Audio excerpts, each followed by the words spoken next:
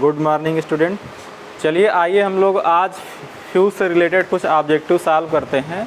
जो ऐसे हम क्वेश्चन को सॉल्व करेंगे कि जिस टाइप के क्वेश्चन हमारे क्वेश्चन पेपर में या किसी एग्ज़ाम में पूछे जाते हैं, हम कुछ उसी टाइप का क्वेश्चन लेकर यहाँ पर डिस्कशन करेंगे। इससे पहले कि आप लोगों ने क्लास में देखा होगा कि फ्यूज के बारे में जितने हमारे महत्वपूर्ण टॉपिक थे, इम्पॉर्टेंट टॉपिक थे, उनके बारे में हम लोगों ने समझा था। तो चलिए आइए हम लोग अपना पहला क्वेश्चन स्टार्ट करते हैं। बोर्ड में आप लोग देख रहे होंगे कि क्वेश्चन लिखा है, consider the following statement HRC fuse as compare to a rewirable fuse. इसमें ये कह रहा है कि नीचे जो स्टेटमेंट दिया गया है उसको कंसीडर करिए और ये बताइए, और ये कहा है कि HRC फ्यूज रिवायरेबल फ्यूज की तुलना में HRC फ्यूज कैसा होता है। रिवायरेबल फ्यूज की तुलना में HRC फ्यूज कैसा होता है, वही चीज़ को हमको समझना है। पहला इसमें दिया है नो एजिंग इफेक्ट, दूसरा है हाई स्पीड ऑफ ऑपरेशन, तीसरा है हाई रप्चरिंग कैपेसिटी। अब इसके ऑप्शन दिए गए हैं। ऑप्शन है पहला only 1 and 2, only 1 and 2, option B है ओनली 2, ऑप्शन सी है 2 and 3, 2 and 3, ऑप्शन डी है ऑल 3, मतलब 1 2 3 तीनों। अब आपसे क्वेश्चन ये पूछ रहा है, सीधा सीधा क्वेश्चन का मतलब ये है कि इस rewirable HRC fuse as compare to a rewirable fuse, HRC fuse rewirable fuse की तुलना में होता है। कुल मिला के ये यहाँ पर पूछा गया है कि HRC फ्यूज का रिवायरेबल फ्यूज की तुलना में क्या एडवांटेज है। HRC फ्यूज में रिवायरेबल फ्यूज की तुलना में क्या एडवांटेज है, वही चीज़ को हमको देखना है। इसमें कहा गया नो एजिंग इफ़ेक्ट, इसमें एजिंग इफ़ेक्ट नहीं होता है। एजिंग इफ़ेक्ट का मतलब आप ऐसे कह सकते हो कि अधिक दिनों तक यूज करने के बाद उसकी करंट रेटिंग में कमी आने लगे, जबकि HRC फ्यूज में ऐसा नहीं होता है। लेकिन हमारे रिवायरेबल फ्यूज में ऐसा होता है। तो इसका मतलब ये वाला जो स्टेटमेंट ये सही है।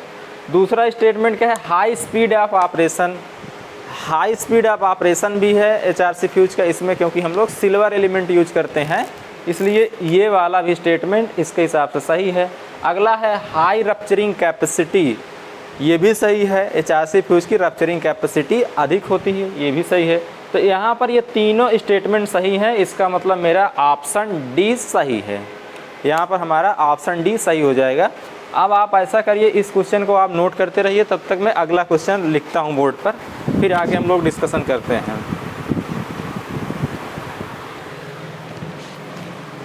अगला क्वेश्चन है मेरा, ए फ्यूज इज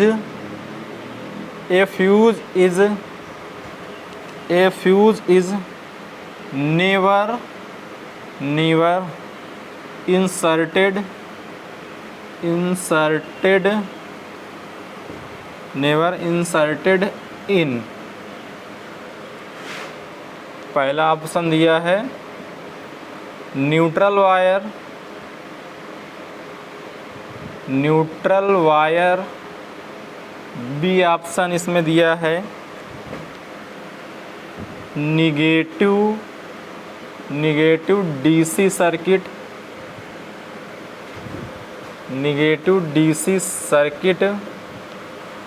और ऑप्शन सी दिया है पॉजिटिव ऑफ डीसी सर्किट,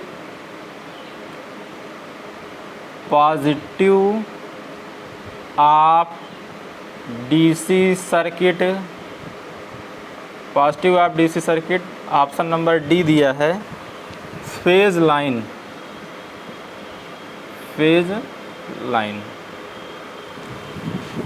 तो ये तो रहा मेरा क्वेश्चन। इस क्वेश्चन में ये कहा गया है a fuse is never inserted, एक फ्यूज को कभी नहीं लगाना चाहिए, एक फ्यूज को कभी नहीं लगाना चाहिए। कहाँ पर, न्यूट्रल में, निगेटिव डीसी सर्किट के निगेटिव में, और यह है पॉजिटिव ऑफ डीसी सर्किट के पॉजिटिव में, और यह है फेज लाइन, मतलब जो सिंगल फेज होता है उसके फेज वायर में। तो इसमें यह कहा गया है कि फ्यूज को हम कभी भी कहाँ नहीं लगा सकते हैं, फ्यूज को हम कभी भी नहीं लगा सकते। कहाँ पर, तो ऑप्शन हमारा सही है पहला, न्यूट्रल वायर है। न्यूट्रल वायर में हम लोग फ्यूज को कभी लगा नहीं सकते हैं, न्यूट्रल वायर को न्यूट्रल वायर में हम लोग फ्यूज को कभी लगा नहीं सकते हैं। इसका ना लगाने का से मतलब हमारा ये है कि न्यूट्रल वायर का यहाँ पर मतलब यहाँ पर इसलिए लिया गया, यहाँ पर केवल अर्थिंग से मतलब इसको जोड़ के लिया गया है। ये मान लीजिए हमारा 3 फेज है और ये वाला पॉइंट हमारा स्टार है, इसको हमने ग्राउंड कर दिया है, इसको हमने ग्राउंड कर दिया।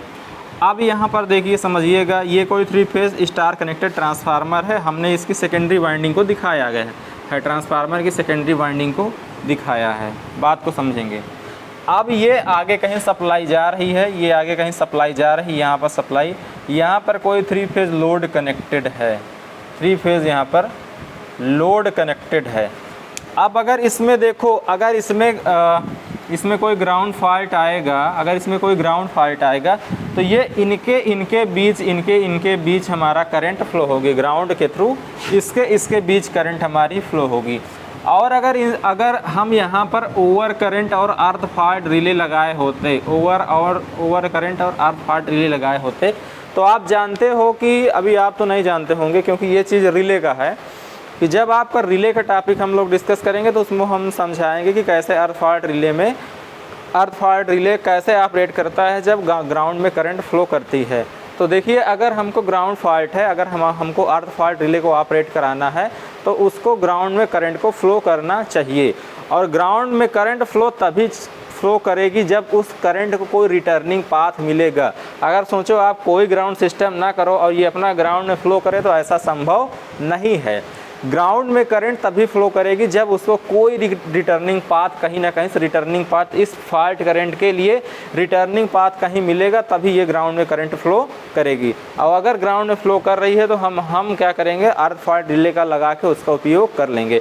अब इसमें यह कहा गया है कि न्यूट्रल में हम लोग कभी भी नहीं लगाते। देखिए, ये हुआ मेरा न्यूट्रल और यहाँ पर इसमें फ्यूज लगा है, तो हम लोग देखिए न्यूट्रल हमेशा हम चाहते हैं या तो फॉल्ट हो तब इस न्यूट्रल में करंट फ्लो हो, या तो कोई अनबैलेंस लोड, अनबैलेंसिंग के कारण जो न्यूट्रल में करंट फ्लो करती है वो फ्लो हो। हम ऐसा कभी नहीं चाहेंगे कि न्यूट्रल में करंट फ्लो ना हो। अगर यहाँ पर हम फ्यूज लगा देंगे तो हो सकता है कि फ्यूज हमारा मेल्ट कर जाए, जो न्यूट्रल में करंट फ्लो होती है वो ना फ्लो हो पाए, उसके कारण अनबैलेंस हो जाए। आप ये भी जानते होंगे कि जब भी कभी अर्थ फॉल्ट आता है तो हमारा जो फेज वोल्टेज रहता है आर्किंग के कारण फेज वोल्टेज हमारा लगभग √3 टाइम्स तक बढ़ जाता है। अगर जब हम न्यूट्रल को ग्राउंड नहीं करते हैं तब, अगर न्यूट्रल को हम ग्राउंड करते हैं तो ये समस्या नहीं आती है। और न्यूट्रल में अगर फ्यूज लगा दूंगा और अगर मेरा फ्यूज मेल्ट हो गया तो न्यूट्रल को ग्राउंड करने का कोई मतलब नहीं मिला। तो न्यूट्रल जहाँ पर रहेगा वहाँ पर हम लोग फ्यूज कभी भी नहीं लगाएंगे। रही बात, हमने आपको बताया अर्थिंग की बात कि इसका फेज वोल्टेज इतना बढ़ जाता है, √3 टाइम्स तक बढ़ जाता है। जब आएगा अर्थिंग का टॉपिक तो उसमें हम लोग डिस्कशन ब्रीफ में करेंगे, तो ये सारी चीज़ आपको समझ में आ जाएगा। उसमें सारा कुछ बताया जाएगा कि अगर न्यूट्रल ग्राउंडेड नहीं है तो क्या होगा, अगर न्यूट्रल को सॉलिडली ग्राउंड कर दिए तो क्या होगा, रेजिस्टेंस के थ्रू करेंगे तो क्या होगा, अर्थिंग ट्रांसफार्मर के थ्रू करेंगे तो क्या होगा, या हम रिएक्टर कॉइल के थ्रू करेंगे तो क्या होगा। इन सारी चीज़ों का डिस्कशन वहाँ पर किया जाएगा। अभी के लिए आप इतना समझिए कि न्यूट्रल वायर में कभी भी हम फ्यूज नहीं लगाएंगे, ठीक है। अब हम लोग अपने क्वेश्चन की ओर अगले क्वेश्चन की ओर चलेंगे। तो इस क्वेश्चन को हटाते हैं और इसमें लिख के अगले क्वेश्चन की ओर हम लोग बढ़ते हैं।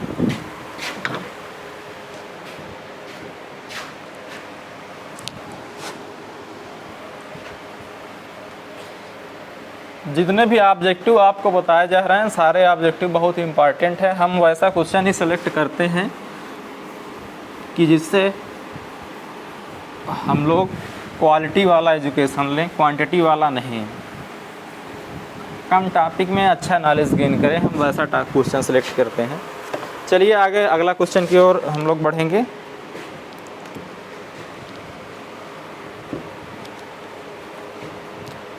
क्वेश्चन है अगला, क्वेश्चन नंबर 3 है, on what factor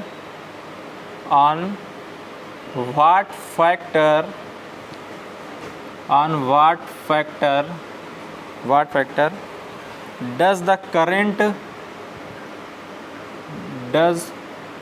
current does the current carrying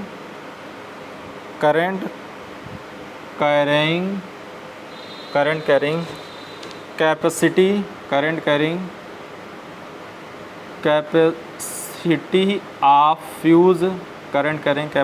of fuse depend इसमें है पहला साइज ऑफ फ्यूज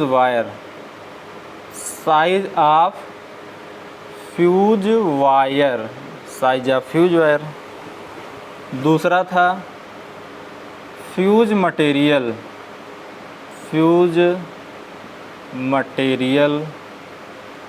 एक और है इसमें surrounding of fuse, surrounding of fuse.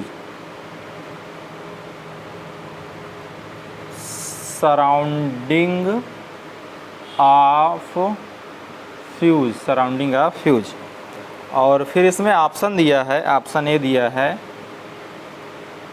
Only one,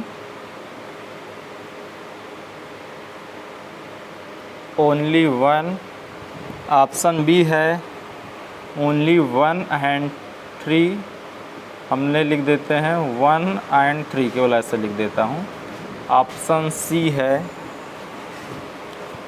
2 and 3, option D है 3, 2 and 1, ऑप्शन 3, 2 and 1। तो इसमें देखो लिखा हुआ है कि on what factor does the current carrying capacity of fuse depend. इसमें ये कहा गया है किन किन फैक्टरों पर करंट कैरिंग कैपेसिटी आपकी डिपेंड करती है। उसके लिए बताया गया है size of fuse material, surrounding of fuse. देखो अगर आपको याद हो, हम लोगों ने जब करंट रेटिंग की बात की थी, करंट रेटिंग में हम लोगों ने पढ़ा था, और एक चीज़ हमने ये भी पढ़ा था कि करंट की जो रेटिंग है फ्यूज के मटेरियल, फ्यूज होल्डर कांटेक्ट तथा फ्यूज के चारों ओर वातावरण के तापमान वृद्धि पर निर्भर करता है। अगर ये स्टेटमेंट आपको याद हो, अगर ये स्टेटमेंट याद होगा तो आपको सीधे आंसर मिल जाएगा। साइज ऑफ फ्यूज पर तो करंट की रेटिंग डिपेंड करेगी ही। हमको जितने अधिक करंट रेटिंग का बनाना होगा, जितनी अधिक क्षमता का फ्यूज बनाना होगा, उतना ज़्यादा उसकी साइज होगी। फ्यूज मटेरियल, बिल्कुल फ्यूज मटेरियल पर करंट डिपेंड करता है। सराउंडिंग ऑफ फ्यूज पर भी डिपेंड करता है। हमने लिखाया था ना कि चारों ओर वातावरण के तापमान वृद्धि पर, तो इस पर भी ये डिपेंड करेगा। तो इस तरीके से देखा जाए हमारा तीनों ऑप्शन सही है, तो यहाँ से मेरा ऑप्शन नंबर डी सही हो जाता है। अब हम अगले क्वेश्चन की ओर चलते हैं। ये फ्यूज के क्वेश्चन थोड़ा सा क्या होता है कि अगर आप फ्यूज को एक बार बड़े आराम से पढ़िए और समझ कर पढ़िए, तो इसके क्वेश्चन बहुत आसान होते हैं। इसमें कुछ ज़्यादा वैसा टिपिकल टाइप के क्वेश्चन आता नहीं है, तो इसको आसानी से किया जा सकता है। फ्यूज के क्वेश्चन में गलत होने के चांसेस बहुत ही कम होते हैं। हाँ, अब हम अपने अगले क्वेश्चन की ओर बढ़ेंगे। The rating of fuse wire question है, the rating of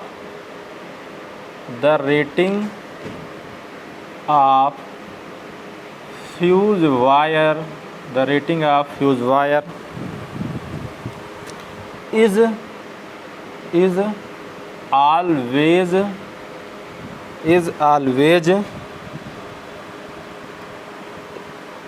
always expressed in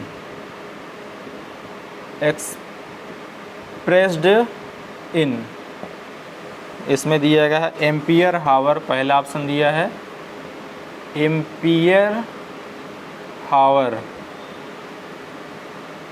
दूसरा है KWH, दूसरा है मेरा KWH, ऑप्शन सी है एम्पियर, ऑप्शन डी है मेरा, ऑप्शन डी है एम्पियर वोल्ट,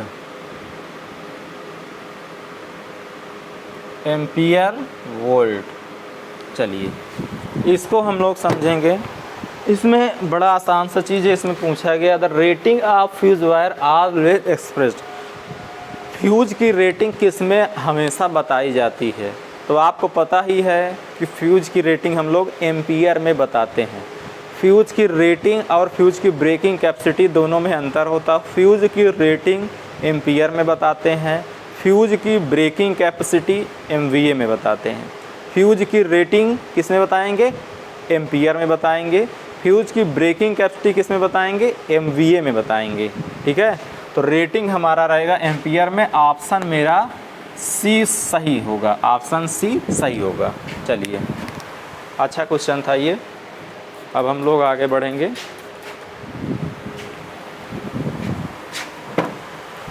अगला क्वेश्चन भी काफ़ी अच्छा क्वेश्चन है और ऐसा ही क्वेश्चन आने की संभावना रहती है। थोड़ा सा इसमें दिमाग लगता है और इसको अभी हम बताते हैं, सारी चीज़ें क्लियर होंगी।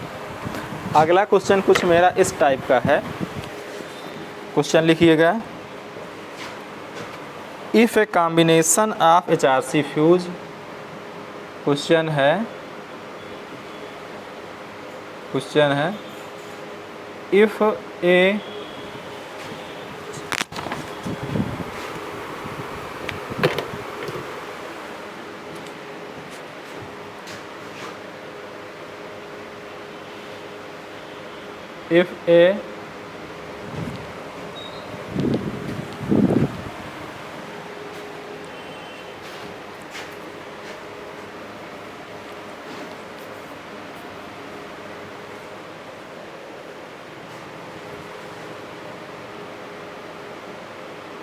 if a combination of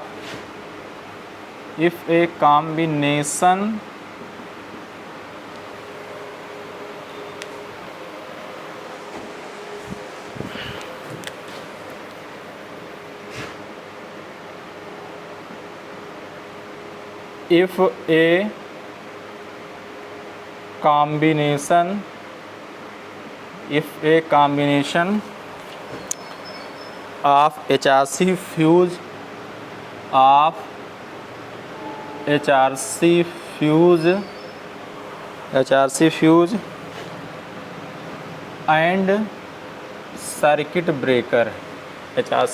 and circuit breaker is used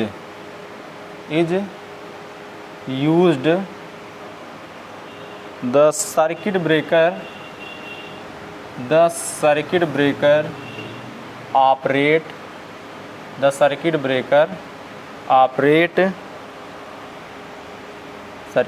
operates for low overload current। पहला है for low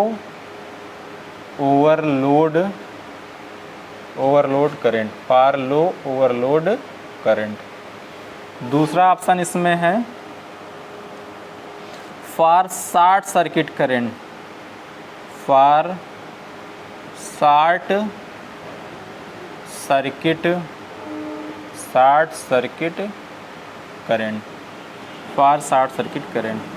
ऑप्शन सी है मेरा under all abnormal current.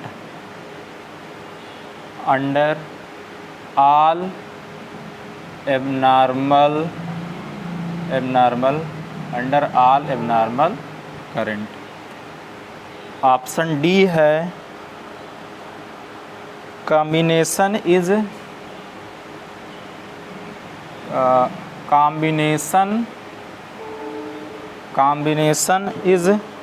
Never used in practice. Combination is never used in practice. Combination is never used in practice. देखो बच्चों, इसमें है क्या, इसमें क्वेश्चन ये मेरा कह रहा है कि if a combination of HRC fuse and circuit breaker is use the circuit breaker operate. इन्होंने ये कहा है कि अगर हम फ्यूज और सर्किट ब्रेकर को साथ में यूज करें, अगर हम फ्यूज और सर्किट ब्रेकर को साथ में यूज करें तो ये जानना चाह रहे हैं कि कैसे इसका ऑपरेशन होगा। फ्यूज किस कंडीशन में ऑपरेट करेगा, सर्किट ब्रेकर किस कंडीशन में ऑपरेट करेगा, कहीं दोनों साथ ही तो नहीं ऑपरेट करेंगे या दोनों ऑपरेट ही नहीं करेंगे। तो यही चीज़ जानना चाहता है। फ्यूज और सर्किट ब्रेकर दोनों कॉम्बिनेशन यूज किया गया है प्रोटेक्शन के लिए। तो चलिए मैं आपको बता देता हूँ, अगर कभी भी कभी भी आपका फ्यूज और सर्किट ब्रेकर साथ में यूज होता है तो इसमें आप एक चीज़ समझ लीजिए, इसका कुछ ग्राफ ऐसा होता है, कुछ इस तरीके का इसका ग्राफ होगा। ये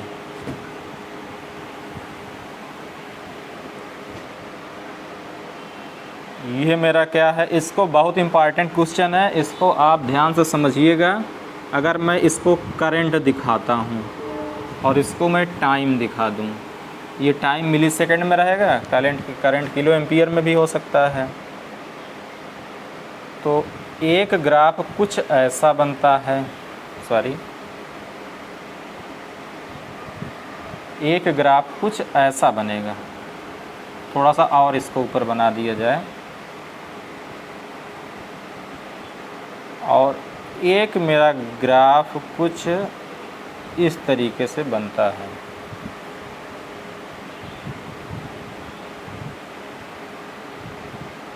ये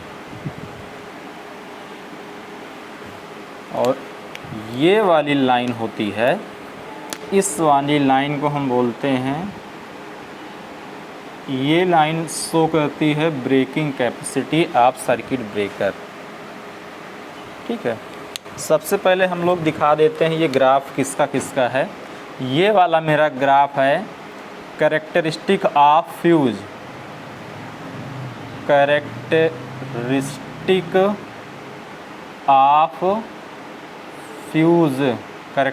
ऑफ फ्यूज, और ये वाला मेरा ग्राफ है कैरेक्टरिस्टिक ऑफ सर्किट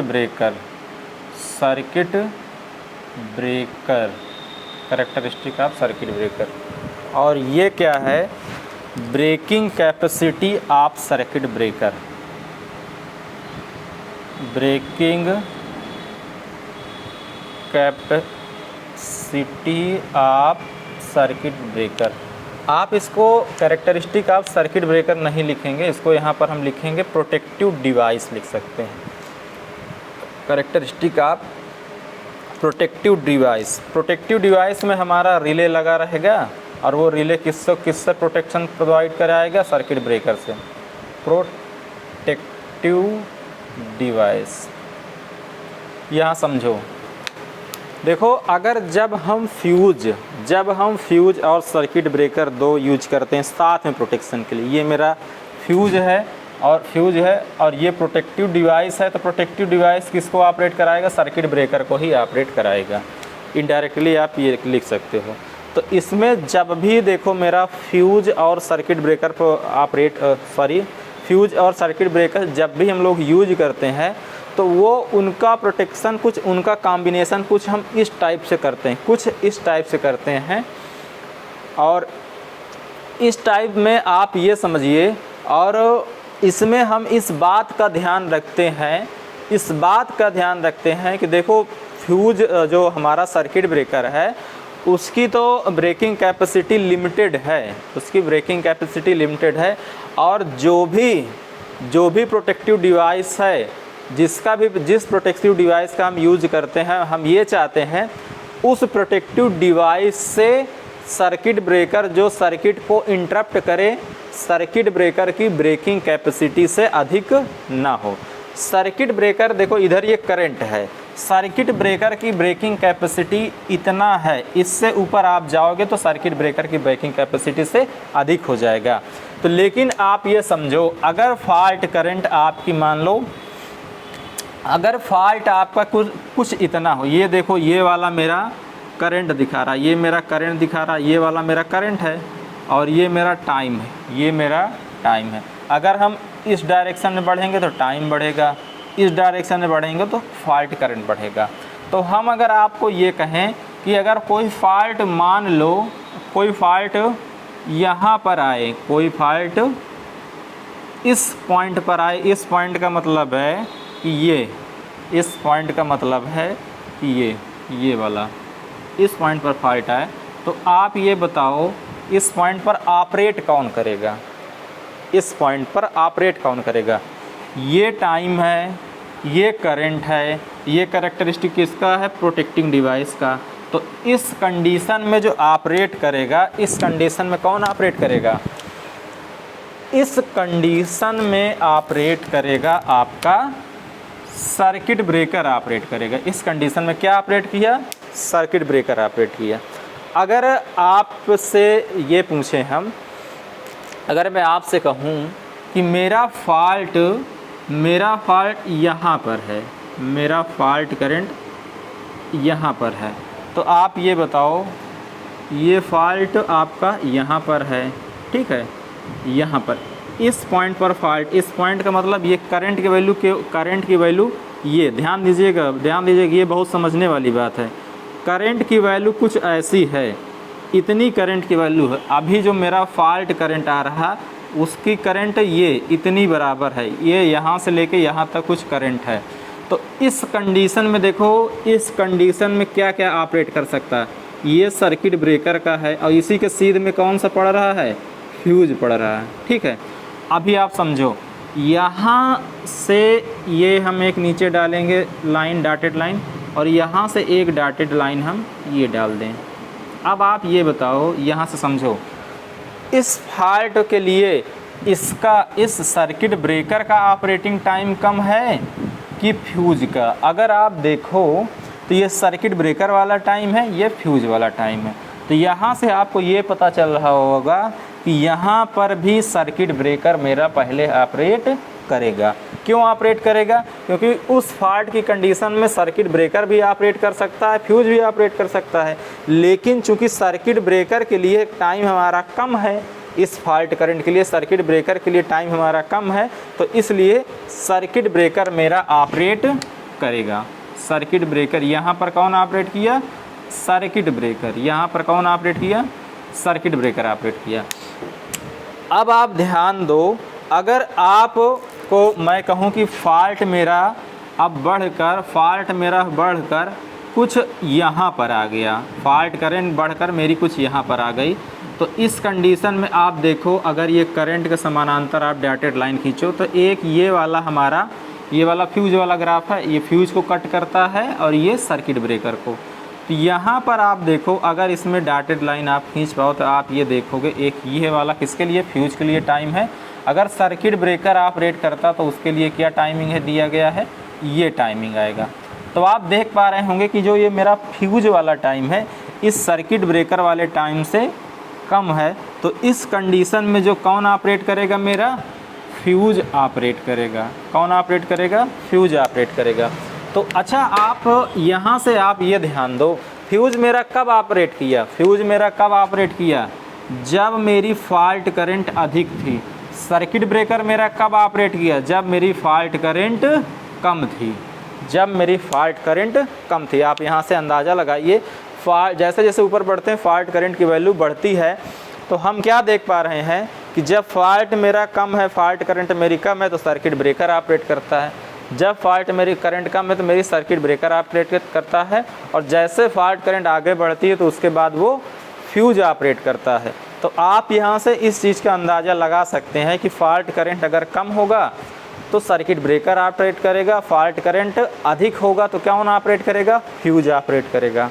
तो इसी लाइन को आप दूसरे शब्दों में ऐसे भी कह सकते हैं कि जब मेरा स्मॉल ओवर करंट आएगा, जब मेरा स्मॉल ओवर करंट आएगा तो उस कंडीशन में सर्किट ब्रेकर ऑपरेट करेगा, और जब मेरा एक्सेसिव ओवर करंट आएगा या शॉर्ट सर्किट आएगा तो उस कंडीशन में फ्यूज ऑपरेट करेगा। या तो आप ये कह सकते हो कि कम करंट के लिए आपका सर्किट ब्रेकर ऑपरेट करेगा, अधिक करंट के लिए या शॉर्ट सर्किट के लिए आपका फ्यूज ऑपरेट करेगा। तो यही चीज़ इसमें पूछा गया। द रेटिंग, इधर आइए, if a combination of HRC fuse and circuit breaker is use, circuit breaker operate for low overload current. हमने बताया ना, लो ओवरलोड करंट मतलब स्मॉल ओवर करंट के लिए हमारा सर्किट ब्रेकर ऑपरेट करेगा। For short circuit current, short circuit होगा तो करंट की वैल्यू बहुत अधिक होगी, इस कंडीशन में मेरा फ्यूज ऑपरेट करेगा। यह है अंडर ऑल एबनॉर्मल करंट, ये कहा गया है कि जो फ्यूज सर्किट ब्रेकर सभी एबनॉर्मल करंट में ऑपरेट करता, ऐसा नहीं है, सभी एबनॉर्मल कंडीशन में ऑपरेट नहीं करेगा, क्योंकि हमारा ऐसा हमने ग्राफ सिलेक्ट करते हैं जब भी हम कभी फ्यूज और सर्किट ब्रेकर का साथ में कॉम्बिनेशन यूज करते हैं प्रोटेक्शन के लिए, तो आप हमेशा याद रखिए कि जो आपका सर्किट ब्रेकर है, सर्किट ब्रेकर का जो ग्राफ होगा, सर्किट ब्रेकर का जो ग्राफ होगा वो लोअर होगा, सर्किट ब्रेकर का ग्राफ होगा जो लोअर होगा। और साथ ही ये स्मॉल ओवरलोड की कंडीशन, स्मॉल ओवरलोड में बोलूँ, स्मॉल ओवरलोड बोलूँ या इसी को मैं शॉर्ट सर्किट बोल दूँ, स्मॉल ओवरलोड पर ऑपरेट करेगा। और जो मेरा फ्यूज होता है, जो मेरा फ्यूज है, ये हमेशा मैं आपको बता दूँ, ये हमेशा शॉर्ट सर्किट में ऑपरेट करेगा अगर जब इनको मैं साथ में यूज करूँगा। तो ये वाला ऑप्शन मेरा सही होगा, ये मेरा गलत है। अंडर एबनॉर्मल करंट ये गलत है। ये है combination is never use in practice, कहा गया है कि इस कॉम्बिनेशन को हम प्रैक्टिस में यूज नहीं करते, ऐसा गलत बात है, इसको हम लोग यूज करते हैं, तो ये स्टेटमेंट गलत हो जाएगा। स्टेटमेंट मेरा मतलब ऑप्शन मेरा ए सही हो जाएगा। मुझे उम्मीद है कि ये चीज़ आपको समझ में आई होगी। ये आप हमेशा याद रखिएगा कि जो आपका फ्यूज की कैरेक्टरिस्टिक है वो अपर रहेगी, जो सर्किट ब्रेकर की कैरेक्टरिस्टिक है वो लोअर रहेगी। और इसको आपको समझाया गया कि कैसे स्मॉल ओवर करंट की कंडीशन में सर्किट ब्रेकर ऑपरेट करता है और अधिक करंट में या शॉर्ट सर्किट कंडीशन में फ्यूज ऑपरेट करता है। एक चीज़ इसमें ये डॉटेड लाइन ये प्रेजेंट कर रही है कि यहाँ तक ये सर्किट ब्रेकर की ब्रेकिंग कैपेसिटी है। सर्किट ब्रेकर अपने ब्रेकिंग कैपेसिटी तक ही करंट को ब्रेकिंग कैपेसिटी तक ही करंट को ब्रेक करता है। अगर इस ब्रेकिंग कैपेसिटी से थोड़ा सा भी अधिक फॉल्ट आया तो देख लो आप, ये यहाँ से यहाँ आया, ये ऑपरेटिंग टाइम किसका है? ये ऑपरेटिंग टाइम है फ्यूज का। और इसी करंट पर सर्किट ब्रेकर का ऑपरेटिंग टाइम क्या है? ये सर्किट ब्रेकर का ऑपरेटिंग टाइम है। कौन सा ऑपरेटिंग टाइम कम है? फ्यूज वाला, तो इसलिए फ्यूज ऑपरेट करेगा। तो हमेशा याद करिएगा, या इस कॉम्बिनेशन को जब भी हम लोग यूज करते हैं तो ये कॉम्बिनेशन हम कुछ ऐसा करते हैं कि जो सर्किट ब्रेकर है कभी भी अपने ब्रेकिंग कैपेसिटी से अधिक करंट को ब्रेक ना करे। बात को समझ रहे होंगे आप लोग। चलिए अब हम लोग अगले क्वेश्चन की ओर बढ़ेंगे। काफ़ी अच्छा क्वेश्चन था, इंटरेस्टिंग क्वेश्चन था। अब इन सब को हटाया जाए तब फिर अगले क्वेश्चन की ओर बढ़ेंगे।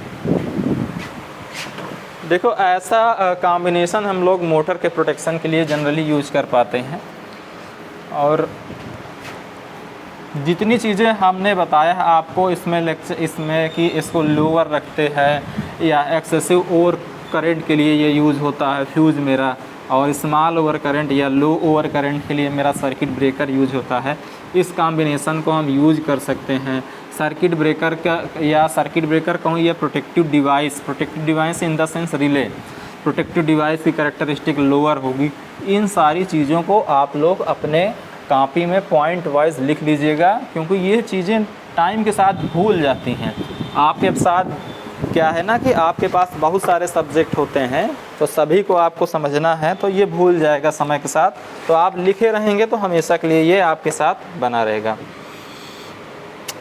अब आगे लिखते हैं, अगला क्वेश्चन है what is the main function of fuse. What is the main function, what is the main function of fuse, what is the main function of fuse। इसमें है to protect the line, इसमें है to protect the line, to protect the line। अगला है to open the circuit, to open the circuit अगला है to sever energy, to sever energy. अगला मेरा है डी ऑप्शन है टू प्रोटेक्ट, अच्छा to prevent, to prevent excessive current, excessive current, to prevent excessive current.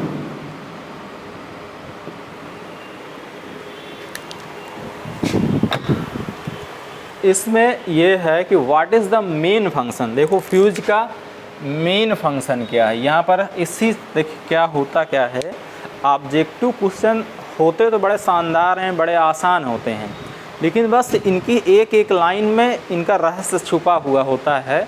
तो जब भी हम कभी ऑब्जेक्टिव क्वेश्चन सॉल्व करें तो सबसे बड़ी प्रायोरिटी हमारी ये होनी चाहिए कि हम पूरे क्वेश्चन को पढ़ें, केयरफुल्ली पूरे क्वेश्चन को पढ़ें और उनके चारों ऑप्शन को पढ़ें, उसके बाद उसमें हम टिक लगाएं।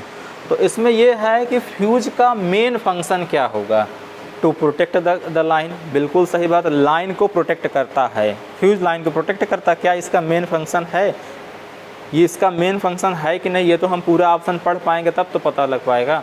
अगला है टू ओपन द सर्किट, बिल्कुल सर्किट को इंटरप्ट करके ओपन करता है।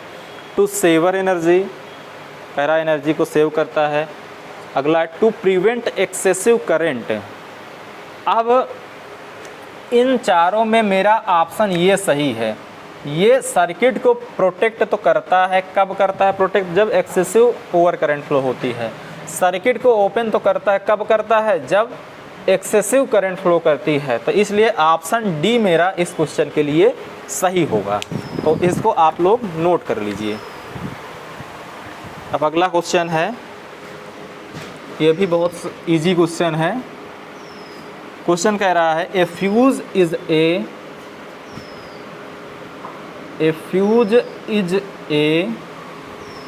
Protective device. पहला है प्रोटेक्टिव डिवाइस। अगला है करंट लिमिटिंग डिवाइस।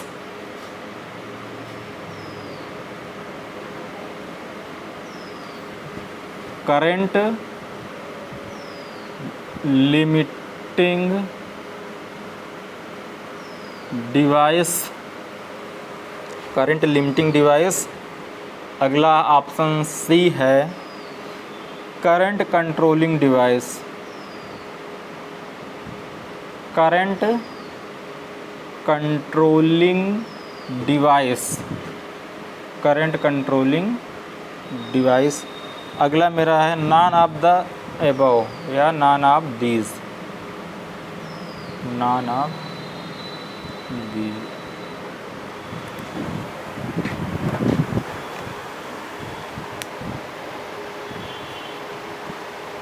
क्वेश्चन में ये कह रहा है, क्वेश्चन में ये कह रहा है कि a fuse is a protective device. Question कह रहा है कि बेसिकली फ्यूज है क्या। पहला ऑप्शन प्रोटेक्टिव डिवाइस, दूसरा करंट लिमिटिंग डिवाइस, तीसरा current controlling device, none of these.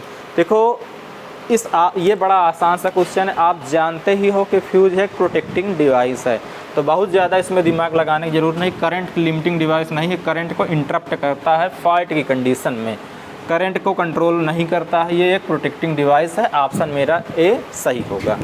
अब मैं अपने अगले क्वेश्चन की ओर बढ़ूँगा।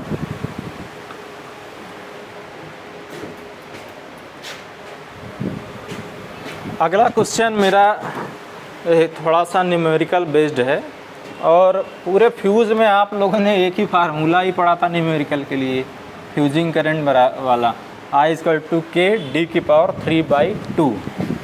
इसके अलावा तो आप लोगों ने कुछ पढ़ा ही नहीं है। तो आप समझ ही गए होंगे कि जो मेरा न्यूमेरिकल क्वेश्चन होगा उसी से आएगा ही। चलिए क्वेश्चन क्या कह रहा है देखते हैं। A fuse wire of circular cross section. Question है a fuse wire of circular cross section, a fuse wire of circular cross section, circular cross section has a radius of has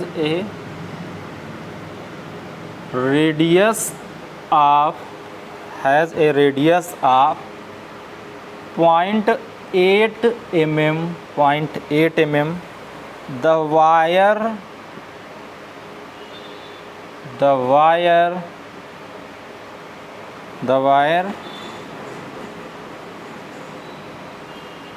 wire blow of a current of 8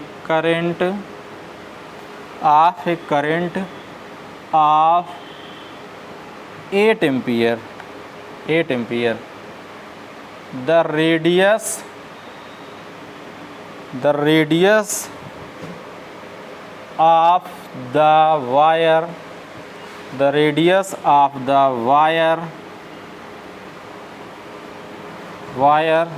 of the wire that will blow off, the radius of the wire that will blow off at a current of 1 ampere is, option है आपका पहला 0.1 mm, B है 0.04 mm, C option है 0.2 mm, D option है 1 mm।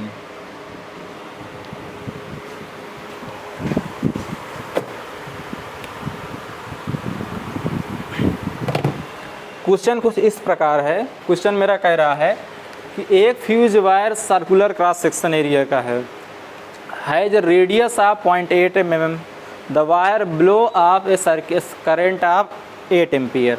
कह रहा है कि उसका रेडियस 8 mm का है और वो 8 एम्पियर पर ब्लो कर जाता है, ये 8 एम्पियर पर ये ब्लो कर जाता है। अब ये कह रहा है कि the radius of wire that will blow of A current 1 ampere. अब ये कह रहा है कि अगर 1 एम्पियर करंट हो तो वो कितने रेडियस पर ब्लो करेगा। 1 एम्पियर हो, अगर 1 एम्पियर हो, कुल मिला के ये है क्वेश्चन का कि एक हमारा वायर है, उसका जो रेडियस है वो 0.8 mm है और 8 एम्पियर उसकी फ्यूजिंग करंट है। आप ये समझ सकते हैं 8 mm क्या है उसका रेडियस है, 8 एम्पियर क्या है उसकी फ्यूजिंग करंट है। अब ये कह रहा है कि वही मटेरियल है, अगर उसकी फ्यूजिंग करंट हम 1 एम्पियर के लिए बनाएं, अगर उसकी फ्यूजिंग करंट हम 1 एम्पियर बना लें तो उसका रेडियस कितना होना चाहिए, उसका रेडियस कितना होना चाहिए। पहली कंडीशन आपकी ये कुछ ऐसी है, पहली कंडीशन आपकी कुछ ऐसी, आप ये जानते हो फ्यूजिंग करंट का फार्मूला होता है I=KD⁻3/2, ये होता है। अब आप इसी को चाहो तो लिख दो I∝D⁻3/2। अब या तो इसी को आप लिख सकते हो I∝D, हो सकता है ना I²∝D⁻3, या तो आप इसको ऐसे लिख दो I² KD⁻3, ये भी लिख सकते हो, ऐसा हो जाएगा। अब अगर पहली कंडीशन की बात करें, पहली कंडीशन क्या है, पहली कंडीशन में आपका दिया गया है फ्यूजिंग करंट कितना है 8 एम्पियर है ना, कि डी क्या है डायमीटर है, और ये क्या दिया है पहली कंडीशन में रेडियस दिया है। तो डायमीटर बनाने के लिए रेडियस में हम 2 से गुणा कर देंगे, 0.8 इंटू इसका क्या हो जाएगा पावर 3, या तो ऐसा कर दें 8 का स्क्वायर प्लस के 1.6 की पावर 3। अभी इसको ऐसे ही रखने दीजिए, इक्वेशन नंबर 1। अब दूसरी कंडीशन क्या कह रही है, दूसरी कंडीशन है कंडीशन दूसरी है कि अगर इसका फ्यूजिंग करंट 1 एम्पियर आ जाए, इसी फार्मूले में हम रखेंगे, अगर इसका फ्यूजिंग करंट 1 एम्पियर हो, ये लीजिए 1 एम्पियर आ गया, ये 1 एम्पियर, तो इसका डायमीटर क्या होगा? इसका डायमीटर यहाँ से देखिए, इसका डायमीटर हो जाएगा डी मीन्स डायमीटर की पावर 3, इसी को निकालना। ये इक्वेशन नंबर 2 हो गया। अब इसमें हम चाहें तो भाग दे दें, इक्वेशन नंबर 2/1, इक्वेशन नंबर 2/1 में के डी की पावर 3 बट्टे के 1.6 की पावर 3 बराबर 1/8 की पावर 2, यही तो हो जाएगा। अब इसको सॉल्व करिए यहाँ से। अब इसको सॉल्व करेंगे तो ये के से के आपका कट जाएगा, डी की पावर 3 बट्टे 1.6 की पावर 3 बराबर हो जाएगा 1/8 का स्क्वायर। अब इसको इधर ले जाइए, डी की पावर 3 बराबर हो जाएगा 1.6 की पावर 3/8 स्क्वायर, 8 स्क्वायर। अगर आप इसको सॉल्व करेंगे, अगर आप इसको सॉल्व करेंगे तो ये आ जाता है आपका d बराबर आता है 0.4 आएगा। तो इस तरीके से रेडियस जो हो जाएगा ये 0.2 आ जाएगा। आप इसको आगे अपना कॉपी में सॉल्व कर लीजिएगा, आंसर आपका यही आएगा 0.2 mm। इस तरीके से ऑप्शन नंबर सी आपका राइट होगा, ऑप्शन सी है। इसको आप देखिए, मैं यहाँ पर डायरेक्ट लिख दिया हूँ क्योंकि मैं इसको सॉल्व किया हूँ, मैं इसको घर में ऑलरेडी सॉल्व किया हूँ, इसका ऑप्शन आंसर यही आया। तो इसको जब आप कैलकुलेट करोगे, जब इसमें आप भाग दोगे, भाग देने के बाद जब आप कैलकुलेट करोगे तो आपका आंसर यही आ जाएगा। ठीक है,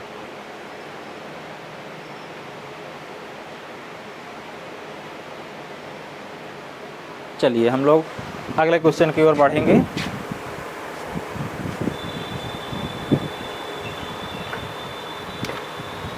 अगला क्वेश्चन हमारा ये कह रहा है,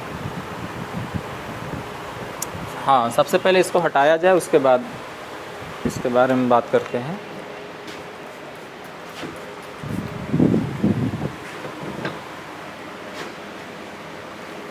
देखिए फ्यूज के क्वेश्चन बड़े आसान होते हैं, इसमें बस पढ़िए टिक लगा दीजिए, पढ़िए टिक लगा दीजिए। अगर इसका आपको कॉन्सेप्ट क्लियर है तो पढ़िए टिक लगा दीजिए। न्यूमेरिकल आपका केवल यही फ्यूजिंग करंट से रिलेटेड है, बाकी फ्यूज में कोई न्यूमेरिकल है नहीं। ब्रेकिंग कैपेसिटी के बारे में कभी क्वेश्चन पूछा नहीं गया है,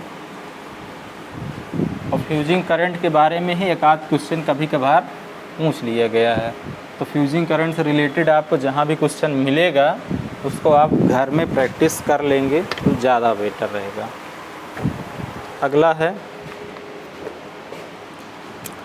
अगला क्वेश्चन है the advantage of high rupturing capacity.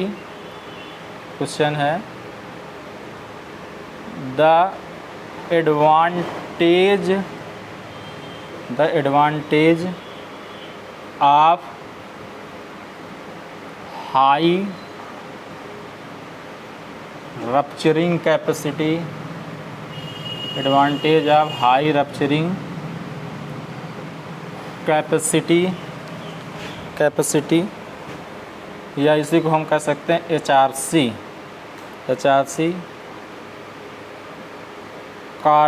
कार्टेराइज fuse is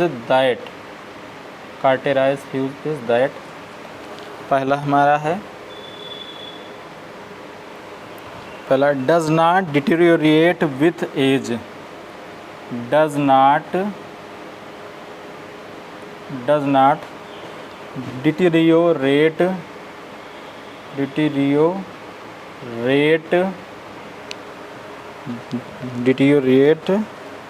with age.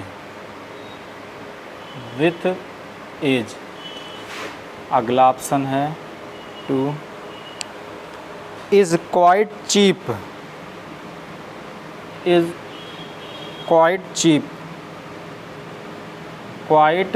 Cheap means सस्ता वाला cheap.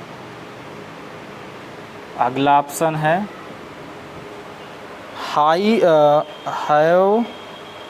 High speed of operation, high speed of operation, high speed of operation, high speed of operation.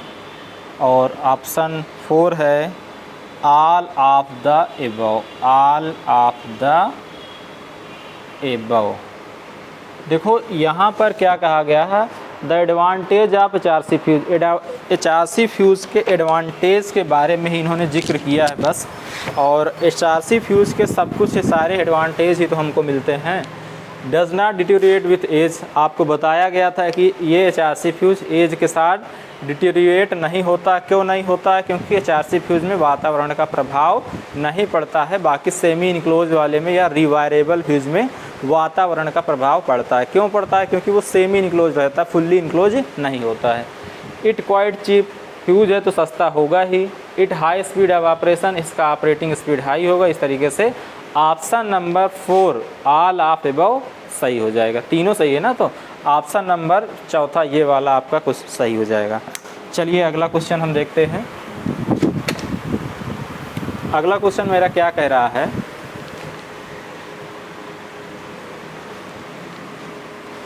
During which part of fuse current wave, question है during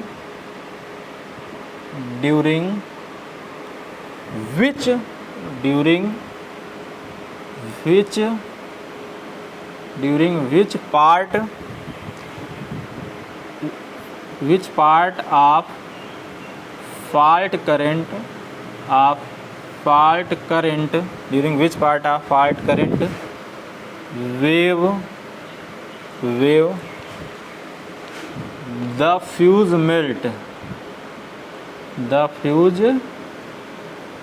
melt, पहला well before the first peak, well before the first peak is reached। अगला option है when the first peak is reached,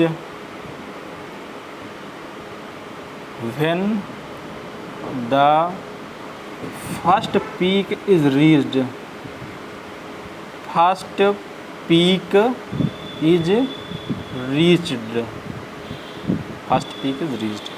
अगला है after the first peak,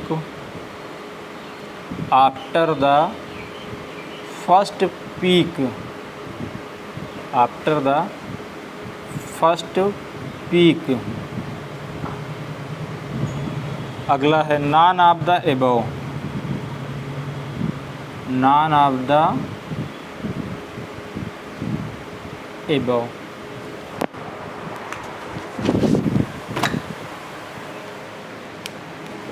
इसमें ये है during which part of fuse current wave, क्या कह रहा है, during which part of fuse fault current wave the fuse melt, कह रहा है कि फॉल्ट करंट वेव के किस पार्ट में, फॉल्ट करंट वेव के किस पार्ट में फ्यूज हमारा मेल्ट करता है। पहला well before the first peak is reached, first peak पहुंचने से पहले।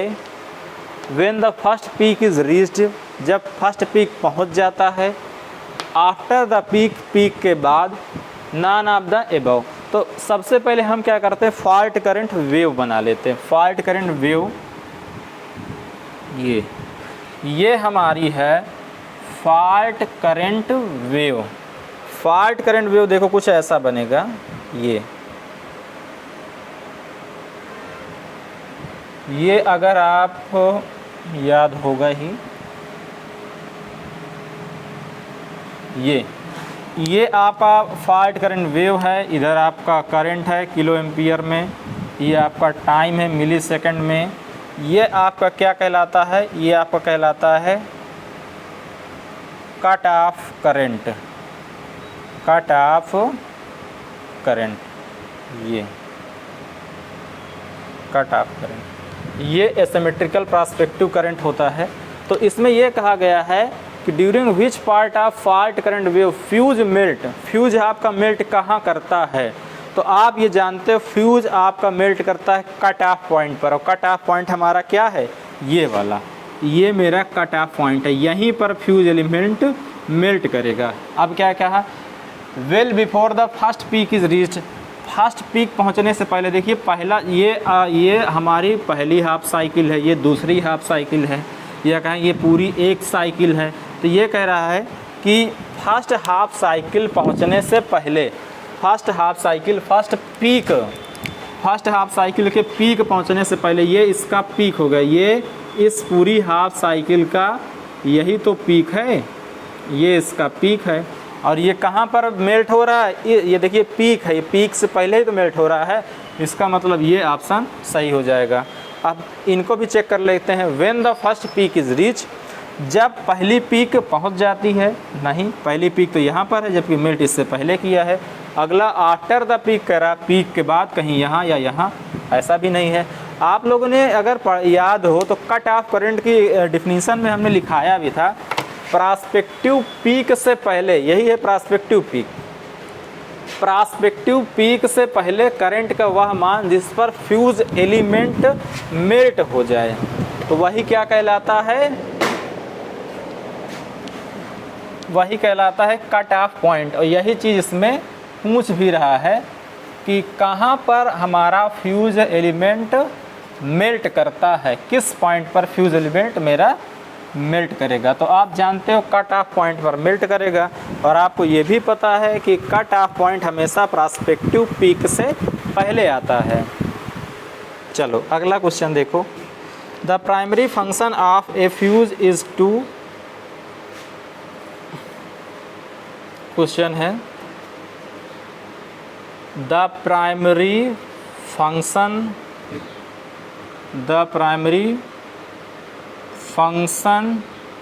Of a fuse, the primary function of a fuse is to open the circuit, is to open the circuit, open the circuit. दूसरा है protect the appliance,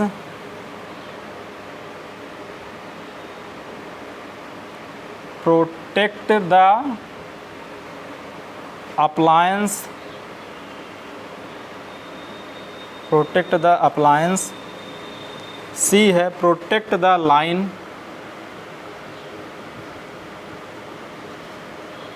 protect the line. और D है, D मेरा है prevent,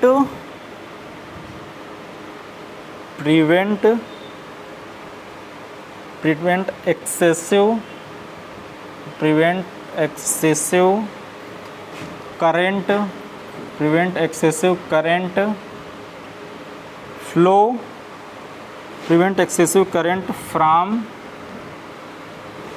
prevent excessive current from flow through the circuit, from flow through the circuit, from flow through the circuit। ये अब यहाँ पर देखिए, यहाँ पर ये क्या कहा गया, the primary function of fuse is to open the circuit, protect the appliance, protect the line, prevent excessive current from the flow through the circuit. आपको सेम ऐसा ही क्वेश्चन कुछ एक अभी सॉल्व कराया गया है 2-4 क्वेश्चन पहले, तो उसमें भी यही चीज़ बताया गया था कि वो हम एक्सेसिव करंट से प्रोटेक्शन प्राप्त करते हैं। वो बात अलग है कि सर्किट को ओपन करेंगे, इंटरप्ट करेंगे, लेकिन हमारा जो फ्यूज का मेन पर्पज़ है एक्सेसिव करंट से प्रोटेक्शन प्रदान करना। तो ये है prevent excessive current from flow through the circuit. Option D मेरा सही होगा। चलिए हम लोग अपने अगले क्वेश्चन की ओर बढ़ेंगे। फ्यूज में चूंकि सारे क्वेश्चन बड़े इजी होते हैं तो इसमें टाइम नहीं लगता है। और ये क्वेश्चन बड़ा जल्दी हो जाते हैं।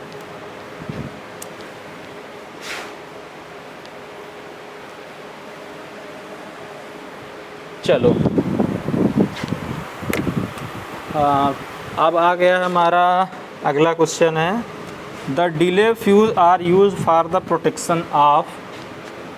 क्वेश्चन है the delay fuse are used the protection of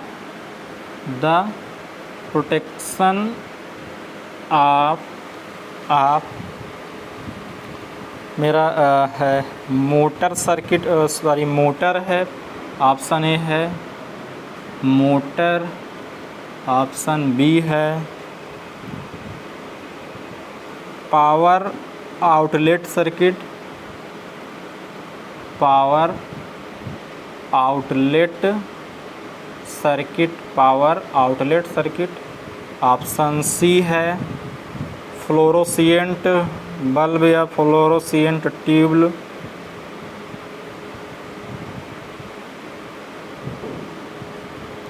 fluorescent, option D है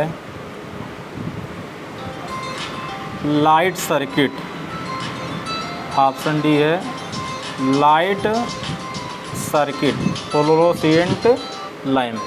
ये हमारे ऑप्शन हैं। अब इनके बारे में चलिए समझते हैं हम लोग। इसमें ये कहा गया है कि जो मेरा डिले फ्यूज़ है कहाँ यूज करता है, डिले फ्यूज़ कहाँ यूज करता है। तो आप लोगों को पिछली ही क्लास में हमने बताया था कि डिले फ्यूज़ का यूज़ मैं मोटर में करता हूँ, तो ऑप्शन मेरा ये सही हो जाएगा। चलिए ये क्वेश्चन आपका हो गया। अब एक क्वेश्चन और बचता है जो आज का लास्ट क्वेश्चन है, उसको भी हम लोग कर लेते हैं।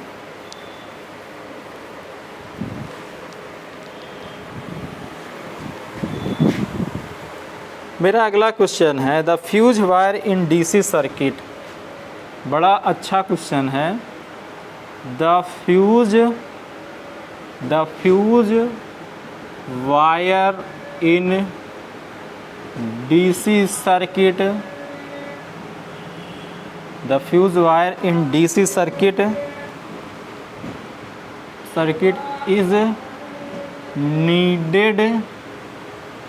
इज नीडेड इन पहला निगेटिव सर्किट ओनली, निगेटिव